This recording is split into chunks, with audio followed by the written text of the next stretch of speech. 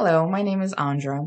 Welcome to ACE, Andra Constantine Expediting, a channel where we explore New York City code and legislation and how it affects the way we do business, specifically in the construction industry. Today I want to discuss something a little bit different. It's not a change to the New York City Building Code. It's a resolution by the New York City Council to the New York State Legislature to give New York City homeowners a tax break. So for certain improvements. So first, let me back up and define what a resolution is, because a resolution is not a law that the city passes. It's sort of like a collective agreement or opinion piece that they all the council members get on the same page upon and then decide to resolve to do something or ask to do something. In this case, they're asking something of the state.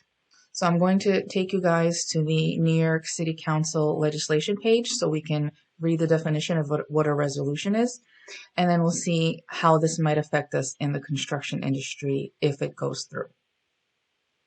So here we go, New York City Council legislation page, and it states, the council can also pass resolutions on state and federal issues that are relevant to New Yorkers. Resolutions allow the council to express the collective voice of the city and can play an important role in the development of law and public policy throughout New York State and across the nation.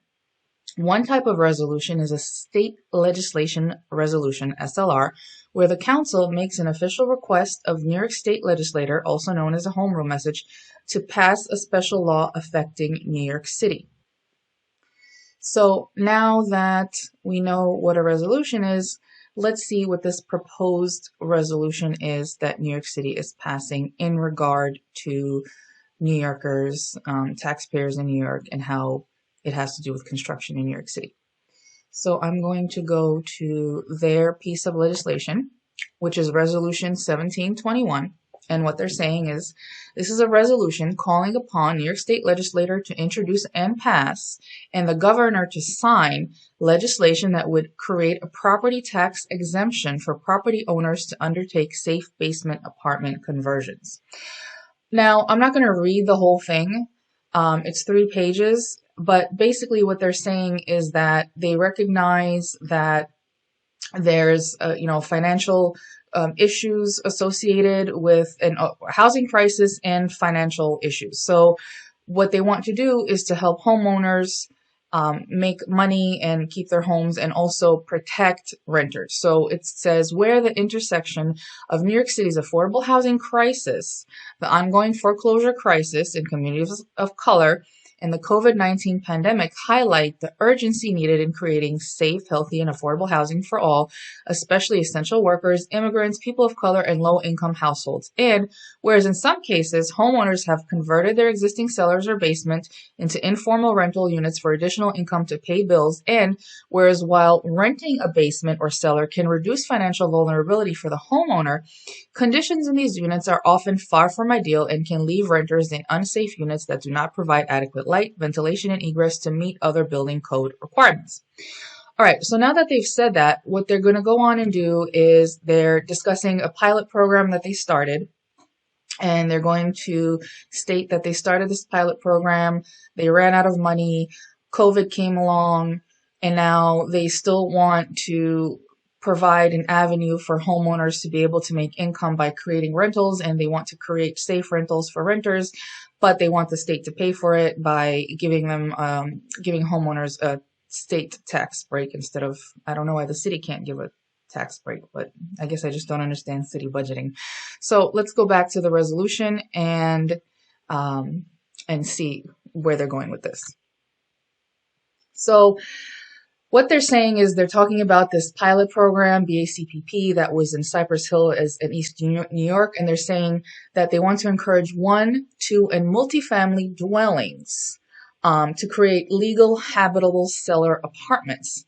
And they're saying that this pilot program included slight amendments to New York City codes and laws to expand the eligibility of basements and cellars for conversion to apartments, including, for example, reducing minimum ceiling height from 7 feet and 6 inches to 7 feet.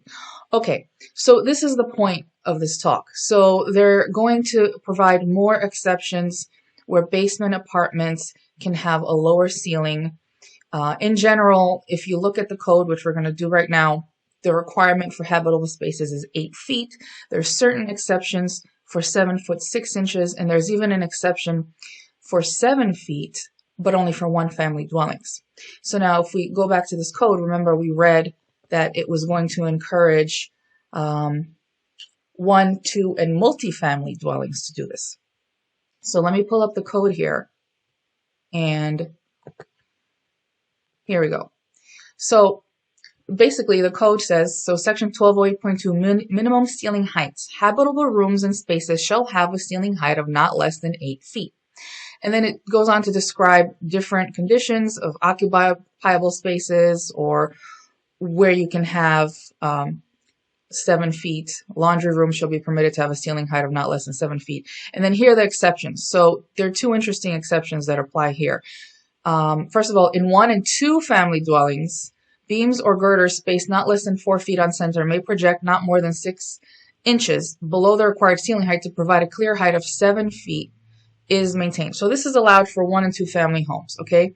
Now here, it's talking about habitable rooms in basements. So habitable rooms in basements of 1 family dwellings, including any projecting beams, shall have a ceiling height of not less than 7 feet.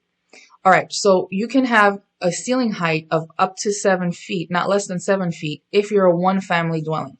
So I guess what they're hinting at is that they're going to change the legislation a little bit further to allow it for 2 family and multiple family dwellings. So they're hinting that they might further change the code to reduce the ceiling height requirement for basement and cellar dwellings, but they're also saying they want the state to give them money in order to encourage and stimulate this process of basement apartment and cellar apartment conversions. So there you go. That was the legislation or the resolution. The city council is asking the state for money. They may further reduce the ceiling height requirement, and that may mean more construction, small scale construction, renovations, and conversions in residential 1, 2, and 3 family buildings. That's it. I hope this was interesting to you and that you learned something, and it would be interesting to see if this passes. I will keep going through the legislation to see if I can find anything that's relevant to us in our industry. There's much more there. And thank you for joining me, and come back soon. Bye.